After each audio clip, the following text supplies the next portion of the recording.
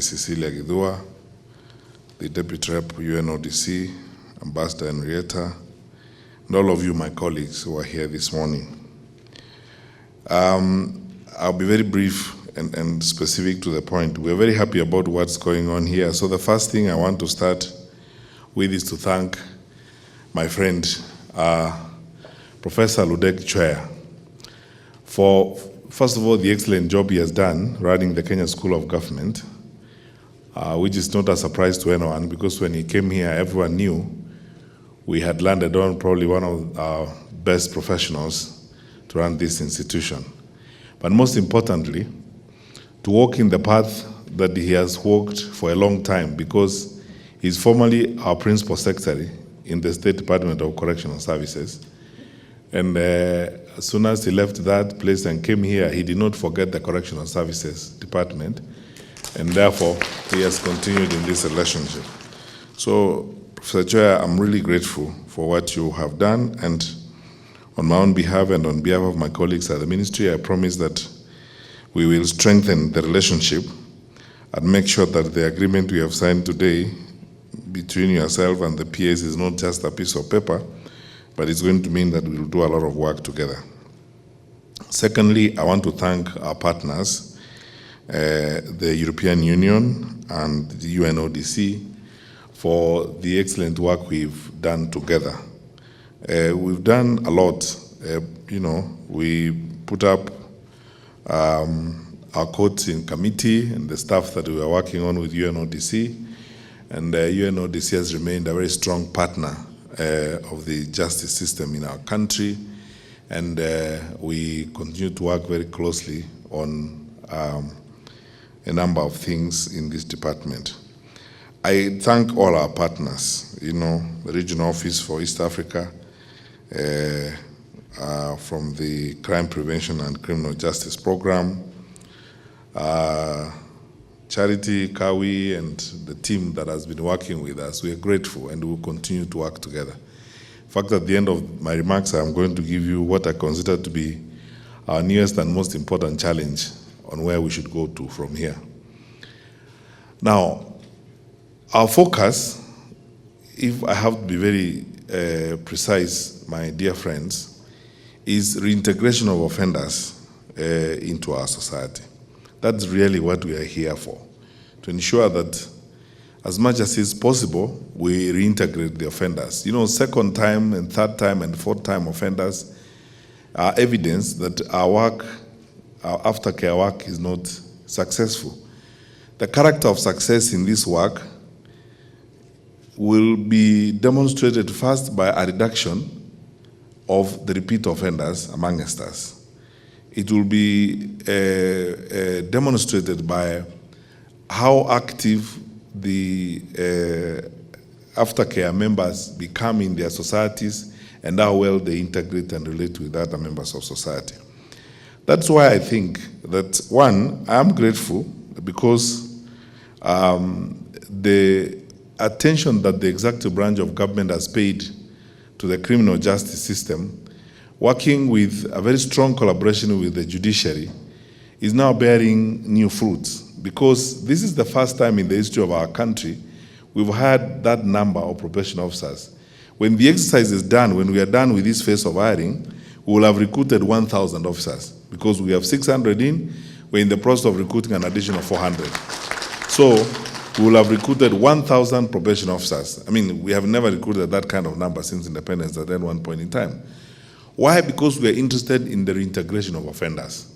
Secondly, I want to very sincerely thank our Chief Justice, Lady Justice Martha Koome. I mean, she has brought a fresh breath of air in the manner in which we are dealing with this work. And I love her new approach of the greening justice system and how we are going to work on community service. And the efforts that the Chief Justice and the Judicial Service Commission are putting in this surely must be commended. And I want to ask you, my colleagues, that Judge, please let the Chief Justice know that we are ready, prepared, and available to support that drive jointly with your DPP, because that is how we are going to decongest our prisons, as it were. We don't have the resources to keep the number of offenders that we have. Some of them we are keeping, if we have to be very honest with each other, I mean, we are keeping somebody for a 600 shillings fine, a traffic offender. We are keeping some matatu violator who parked on a yellow line. Are we serious, honestly? So that's why I hope that in the next phase of this decongestion campaign, Justice Githua, I'm saying this with a measure of humility because the Lord does not allow me to tell you how things are supposed to happen. I still keep my lane and we respect the judiciary. But I hope that in the next phase, when we start this work, between May and June, we will get out about 5,000 or so of those petty offenders and so on, so that we can move them into the community service program. And I'm confident that we will succeed because we have this program, because we have 1,000 probation officers, and because I would like to challenge us to move on to the next frontier of doing this work. And the next frontier of doing this work is building successful collaboration networks with social sector agencies that will work with us. I have been persuading the EU ambassador here to get some small budget and work with us so that we can pull in faith-based leaderships to work with us and give us a few volunteer probation officers to work with us. And I am going to talk to my colleagues in the State Department of Interior and Citizen Services. We pull in a few people from the national government officers, the chiefs and the deputy county commissioners to participate in this so that we back up the probation officers. That way then we'll be able to cover a wider section of society. So PS, I want to ask you with the team that in the next 1 month, we should meet here and invite NCCK, the evangelicals, the Supreme Council of Kenya Muslims, and so on, to also come and sit with us to see how we can now build new partnerships between our probation department and our probation officers and these faith-based platforms, so that we can draw from them some support in reintegrating offenders. Because, you know, if we do this aftercare service in a collaborative manner, we will most likely achieve more. So Charity, in your program, what I hope we will do is we will now begin to work with these people, call them in and see how best, for example, the churches can contribute to us, how faith-based leaders can contribute to this program, how like now there are people we have in the field called the SCCs, the assistant commissioners, who work under the deputy county commissioners. I would like to deploy them more in working with the probation officers, because they are the cadre of people who are between the deputy county commissioner and the chief. And these people, if we deployed another 1,000 of those to work with probation officers, we double the strength of the officers we have, and that way then we are able to also support the judiciary in the work that they are doing. I truly, truly hope that in the next phase, when we start this work that we are going to review in May, we'll be able to get about another 5,000 or more of those petty offenders into the community service program. And then with an increased number of probation officers, we are able then to decongest our prisons as we go forward. I'm very sincerely grateful to our partners for your continued support to the work that we are doing. And I'm grateful to the State Department of Correctional Services, my colleague PS and your team for the work that you have continued to do. However, I want to challenge us. Much as people argue that we don't pay attention to probation officers, I would also like, PS, that people are serious about performance monitoring. We can't just hire people and pay them salaries to walk around. As you train these people, Professor Choya, let us also think about performance measurement and mechanisms of ensuring that we are getting value for time and value for money. You know, allow me to be candid on this matter. One of the reasons why we have also sometimes failed is because we have officers who are just loitering around. They're not doing what they're supposed to be doing. Because if each one of us, if we are creating an army, we're not creating an army of idlers. We're creating an army of people who are going to deliver results. And the results then must be measured.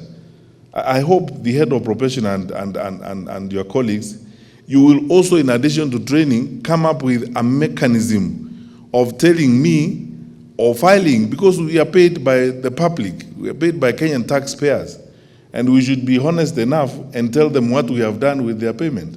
So that, what is the measurement of our success?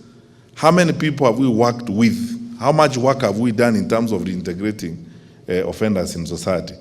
Our job cannot be just, we hold these positions, we are probation officers, but at the end of the year, we have these problems. I imagine that the first thing we should notice with the 1,000 officers that we are going to have in this department is A, the judiciary will get all the reports they need on time, so that judicial officers will be properly informed in terms of making decisions. Because I can see clearly that, okay, fair enough, we have done about 14,231 reports. That's fine. But the pending ones are about 60,000. So you see, the question is, it's good that we have done so many, but what about the ones that are pending? And any reports that are pending means that there are people who are not being addressed. There are cases in which the judicial officers are not able to make decisions because we have not filed our reports. So let's be sincere one to another, even in a case like this. It's good to say nice things, but it's also it's good to say accurate things. Let's get some work done. And I hope that as we go forward, we are going to see new probation officers. The character of new probation officers are those who will file their reports timeously, accurate reports that will facilitate the judicial officers to make decisions. Because that is then how we will justify the taxpayers' expenditure on getting 1,000 people employed as probation officers as we go forward. So, and this is doable, my brothers and sisters. It's something that we can do. Let's rise up, dust ourselves up, and ensure that a new face and a new way of doing things is going to be seen here, and so that we walk the talk. Everywhere we go, every time we meet, our colleagues from the judiciary and our colleagues across the justice system tell us we need to decongest the prison services. No one knows this better than us because we deal with this on a day-to-day basis. One way of doing that is by having effective probation work being done and effective collaboration between ourselves and the judiciary on this particular matter. As we tell others to do their work, let us also do ours. It's a better message to our colleagues if we are going to be dutiful and focused in the way in which we are doing our work. So I ask that as we discuss this matter and as we launch this training today, we are not launching this blended program just for the heck of it. We are also launching this so that we have a blended program that is going to describe the new face of the probation department. If we are not going to have a new face of the probation department and a new way of doing things, we are wasting our time. And why should we waste our time? We have better things to do than waste our time, and worst of all, waste the public's money, if we are not going to change the lives of our people in the work that we do. So, PS, you must pressurize the head of probation. You must put pressure on the leaders of these institutions to ensure that we actually know whether or not our officers are delivering, and we can measure scientifically whether we are doing what we are supposed to do. The day the Chief Justice and the judicial officers tell us all the reports are in, the day we don't have 60,000 or so reports pending, then we will know we are getting some work done. I am happy about the number of reports that we have done so far. And actually, I sympathize with my good friend here because of sometimes what she has gone through. There are times when she doesn't have a budget, she can't even move around, she doesn't have fuel. We are trying to improve all that. And we think that even in the new phase of the leasing arrangement we are going to have, I promise you, and working with you PS, that we will make these people even more mobile than they are right now. But we don't give you a vehicle so that you feel nice. We give you vehicles, I want results. That's the whole issue, I want results. So that then we can see value for the investments that the public is making in the work that we do. So finally, I'll complete with this assurance. You can expect and you will get 100% cooperation, collaboration, and support from us. Our development partners who are working with us, I believe you will find us worthwhile partners. Whatever resources you put here collaboratively with us, we will make very good use of it. And as always, we will continue to be responsive to your views and the way you advise us to work. For my colleagues in the department, you can expect and will get a lot of support, both from my office, the PS's office, and all of us who are working with you. And my sister, now is the time to prove that acquiring more manpower will mean something. And we want to see that something. And as I said, I hope and pray that within the next 1 month, PS, I will be here to meet with the faith-based leaders, and we'll begin a conversation to build a collaboration between the probation department and our faith institutions so that we can begin to draw in communities. And I will tell Mr. Osia, our Secretary for National Administration, to begin looking for a way of drawing in the ACCs and of course now down to the chiefs to support the probation officers. We want to breathe new energy and new life into the probation department and the work that's going to be done here, so that we can also respond to the good work that the Chief Justice and the Judicial Commission is doing. That way then, we will decongest our prisons and have a better country as we go forward. May God bless you, and I declare the course officially launched. Thank you. Thank you, thank you. First, to congratulate you all. First and foremost, those who had the foresight to develop this training for probation officers, because professionalizing probation services is at the heart of justice reform. We need, as part of the very ambitious justice sector reform in Kenya, a functioning probation and aftercare service to decongest the prisons. So congratulations also to all the new probation officers that are here and that are online. I would like to extend my greetings to you from colleague to colleague. I have been a probation officer myself. You may be surprised about that. And I know all about the work, all its aspects, and I know how important that is for each of the people you're dealing with. You're a guardian angel, and many times it's in your hand whether a person gets back on the path or not. So the aftercare service, the community service, is very important, and that was stressed by the speakers before, to allow a reintegration, because many times the causes for falling into criminality are not removed. So the community is key in providing new opportunities, and the probation officer cannot do it on his or her own. I just talked with Dr. Matiangi that we have to do more also to involve the communities in this and have maybe some volunteers assisting as well, because this is very much a community effort. The probation officer cannot do it on his or her own. So the EU is very, very proud that we can be part of this effort, and I think Kenya is at the forefront of developing this in Africa, and you can stand proud and tall, and the EU will be at your side to bring this to new heights. So I don't want to tell you what we have done in this aspect, but we have supported the rollout of the probation program here in Kenya, and we will continue. We will work with Dr. Matiangi and all the others to make this a big success and to make sure that the probation officers feel fully integrated and are aware of their very important role for society. Because after all, the professionalization of probation officers will lead to make Kenya a stronger and more inclusive country. And this is what justice sector reform is all about. Thank you very much. Asante sana.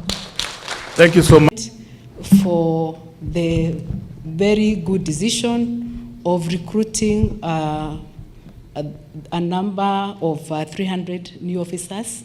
It is indeed historic because these officers were recruited in one go, and they will go a long way in addressing the deficit that has been experienced in terms of personnel in the probation and aftercare department.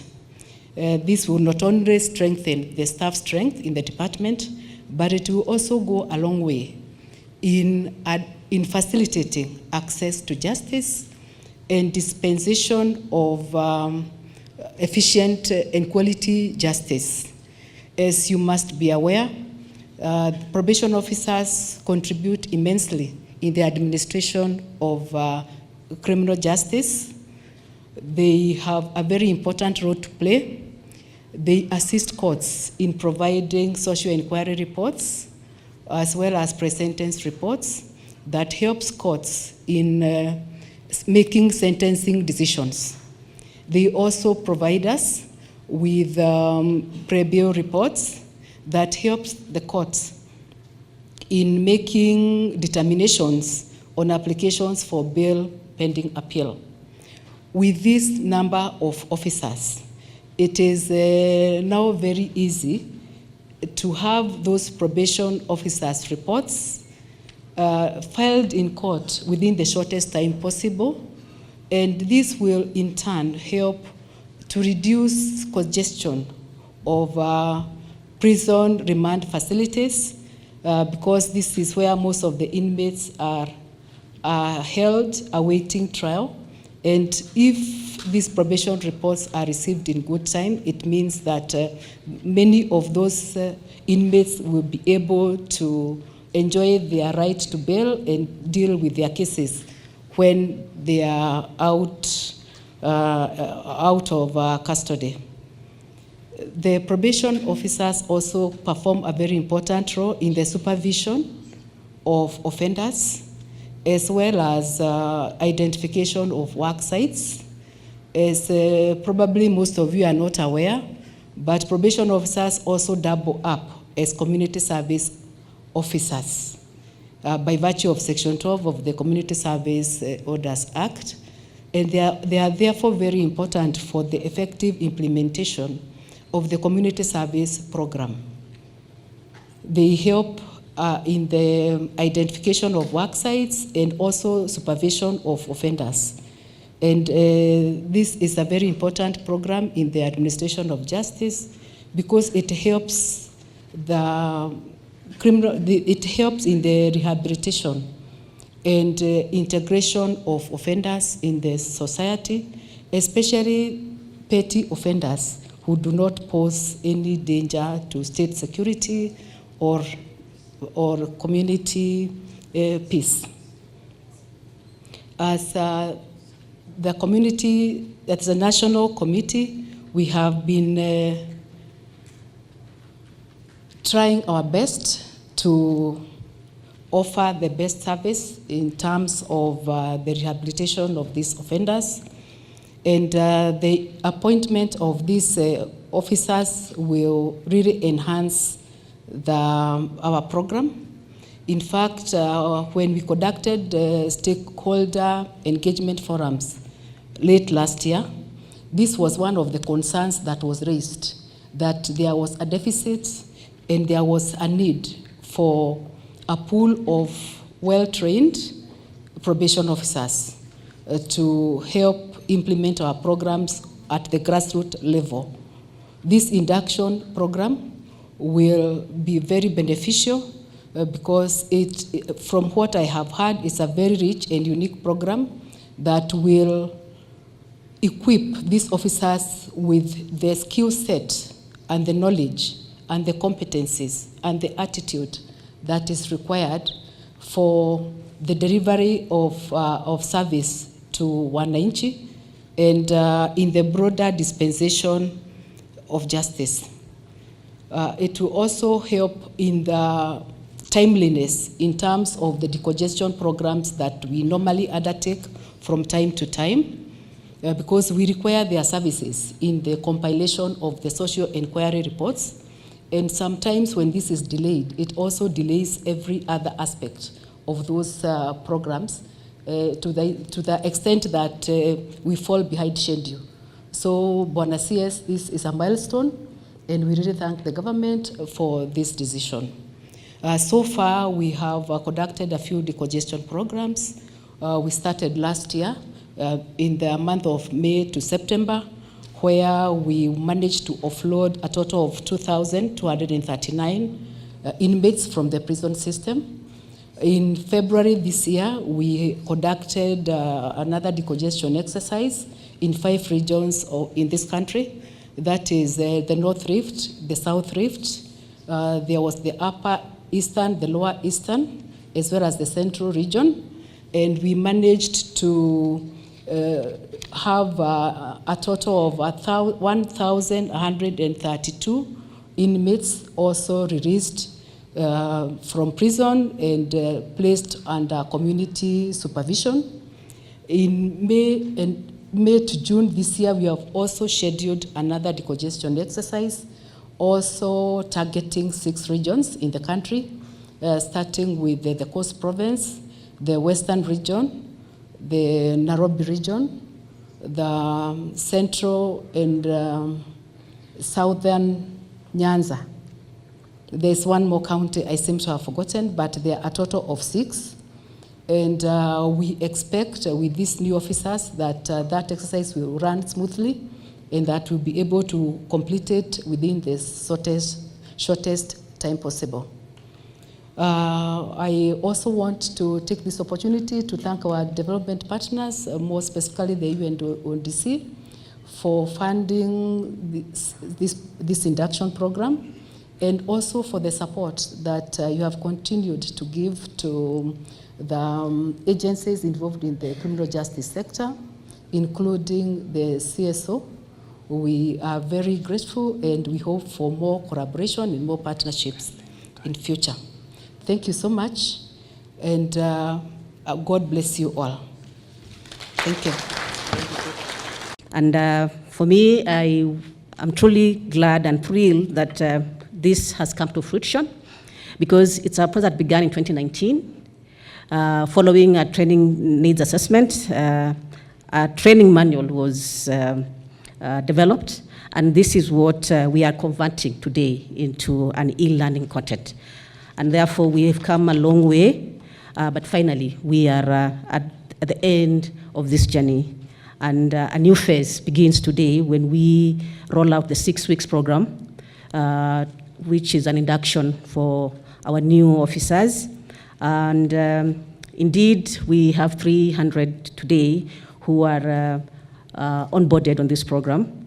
We know that we have recently recruited 600 new officers, so we are going to be doing 50% in the first 6 weeks of these new officers.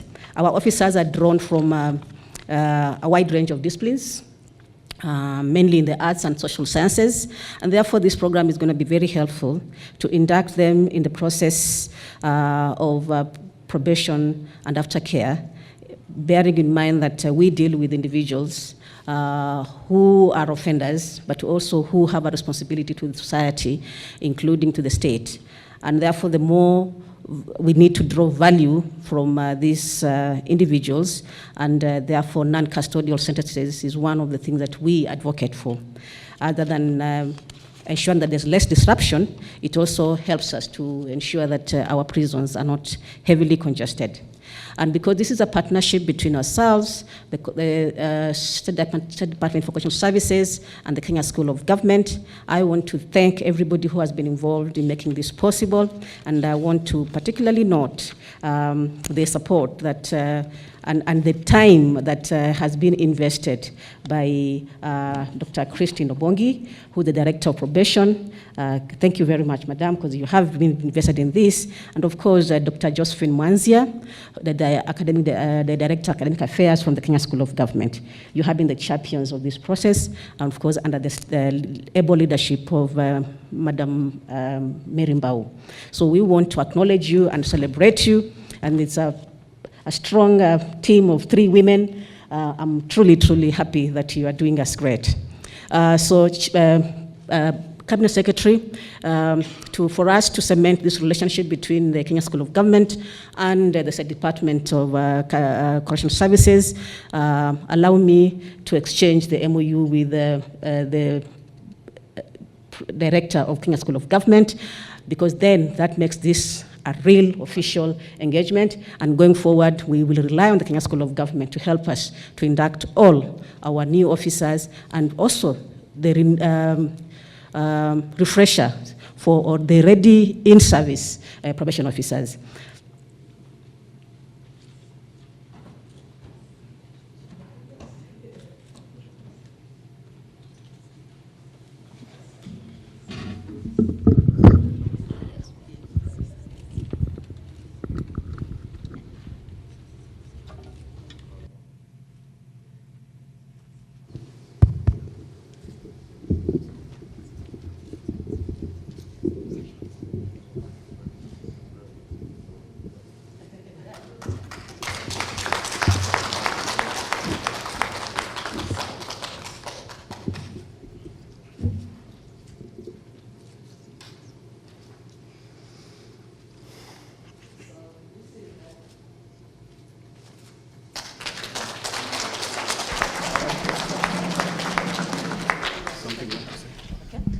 So allow me, colleagues, to welcome our Cabinet Secretary, who is our chief guest, to officially launch our program. Karibu sana Waziri.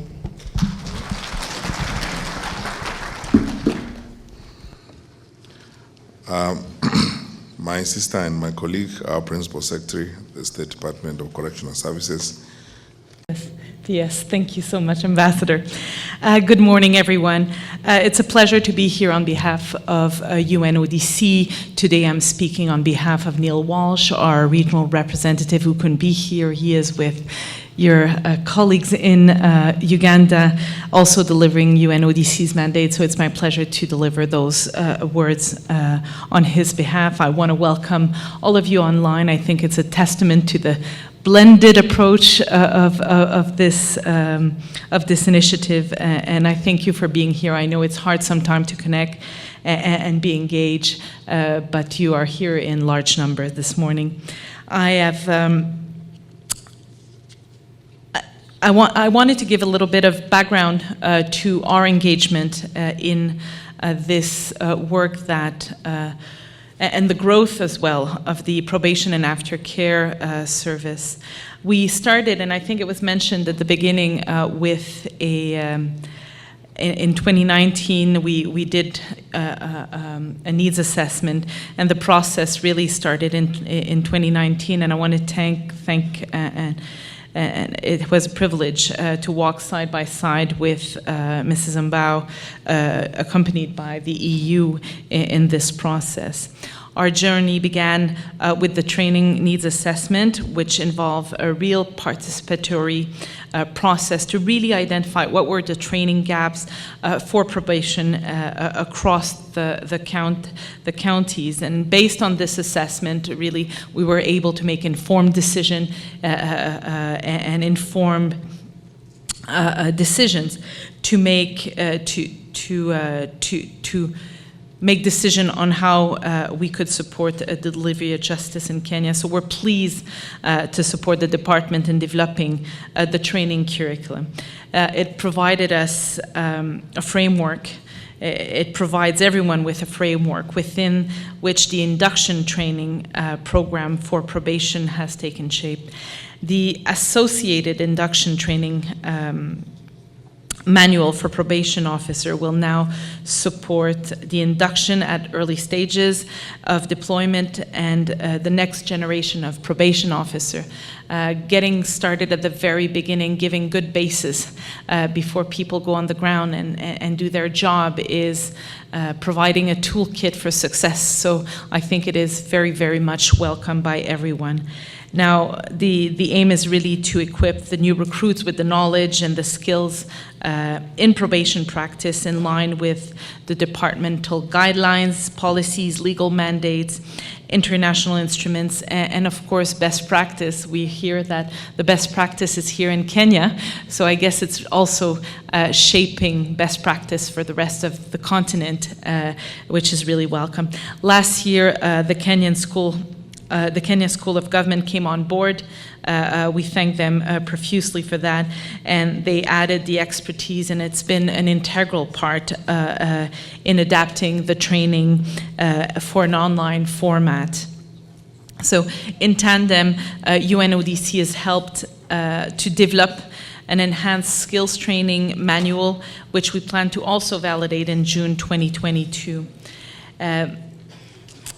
This brings us to today, to 2022, whereby the department now has a comprehensive course that are structured to provide basic training for newly recruited probation officer, employing an innovative blended learning model and an enhanced training for experience. I think if we've learned one thing from COVID is that we can do that, it's efficient, we can roll out these initiatives, and we can get a yield on our investment by training way more people that we could have accessed before.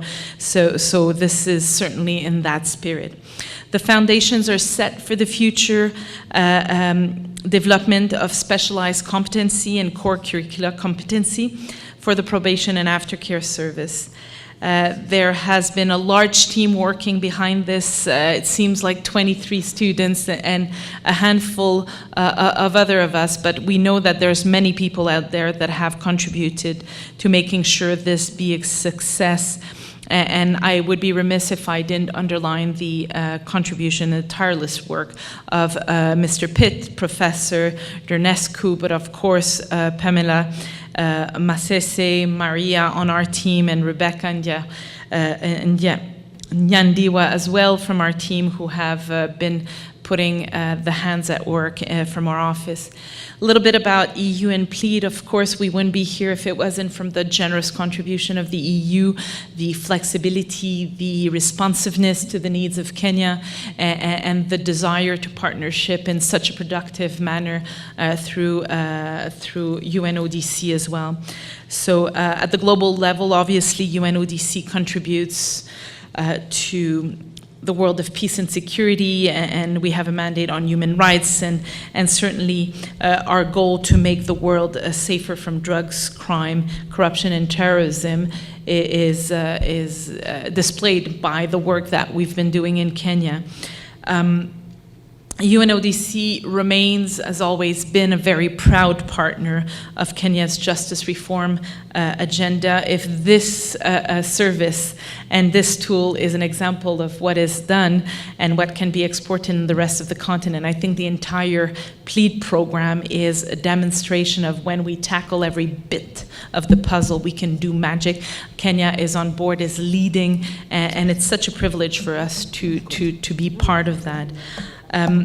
I want to say to Ambassador Geiger, obviously, that the financial support, I know I keep repeating it, thank you, I keep repeating it, is key, but what we get from the EU in this partnership is certainly not only money, it's ideas, it's partnership, it's walking the walk hand in hand with us, and we are very much thankful for all of that. And I'm being told my team are very generous with papers, and they've written quite a nice address, but I know we're a bit tight with time, and so I'll try to just wrap it up to say that in terms of the public service, we Commission has really found that the training and the most effective intervention for improving the competency of officer is e-learning. It's the growth of e-learning in the country. We're The launch is certainly the breakthrough in the professional development for the probation and aftercare, and it's a growing workforce that needs that training,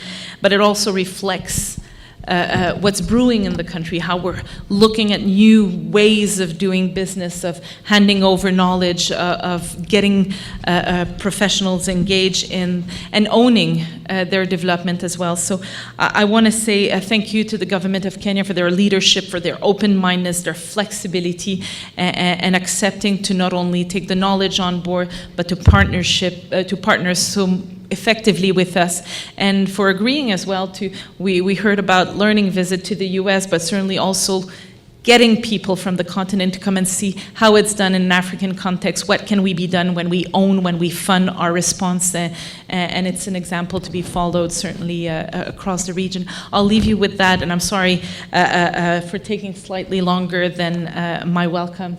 But I thank all of your officers. And for us as Cornerstone leadership, we are also finding ways to ensure many people can get homes. Yes, and not just homes, but beautiful homes. That's why we look for beautiful places like this. I mean, look at this scenery. The view, the beautiful view. Look at the view. You can see more hills on that side. Even the Kilimambogo is just next to us here. Bogo on that side. Yani, look at the valley. You mean valley if here. Somebody can invest here, anaweza kuwa neighbor ya Kilimambogo pale. Ni kweli. Kuna yani breeze iko poa sana hapa hivi. Unaisikia. Na pia hata tukikuja tu along the road tumepata kuna wanyama. Umewaona. So ni kumaanisha mtu akikaa hapa hivi hakuna haja ya kwenda sijui other game parks, reserves na kila kitu. Hebu tuende tukiongeanga tu Mr. Maloba. Hebu tuambie hapa hivi tuko hapa leo na mtu anataka kufika hadi hapa. Tumewambia ni 8 kilometers from the road. Yes. Barabara, how is the road? No, the road is very good. Unaona, from Nairobi, you take Mombasa Road. Yeah. And the good thing with Mombasa Road, it's being dual there, up to Machakos Junction and a bit past. Yeah. So this is part of the place where the road will be dual, meaning traffic will be easier. It will not, we will not have the congestion that we've been having. And then of course from the dual carriageway, you know, when you get just here at Mlolongo, at the river, you already have the new carriageway, the Nairobi Express. So that makes it very easy for you.